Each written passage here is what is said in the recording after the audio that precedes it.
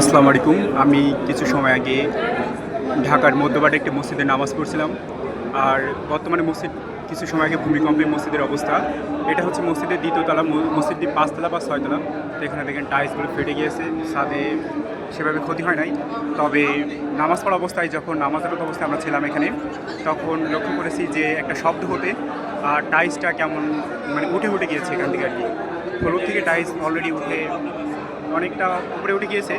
তারপরেও একটা জিনিস সবথেকে বেশি ভালো লাগলো যে মানুষ নামাজ পড়ার সময় কেউ নামাজ পরিত্যাগ করে নাই। মানে যারা আমরা এখানে নামাজ পড়ছিলাম সবাই তারা নামাজরত অবস্থায় ছিল।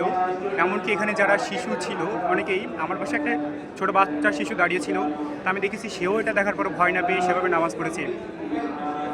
আল্লাহ তালা আমাদের সবারই জন্য মৃত্যু অবধারিত করে রেখেছে। তা একটা কথা কি, যদি এই ভূমিকম্পে এই মসজিদের মধ্যে আজ মৃত্যু হয়ে যেত, তা এটা আমার কাছে অনেক সৌভাগ্যের হতো।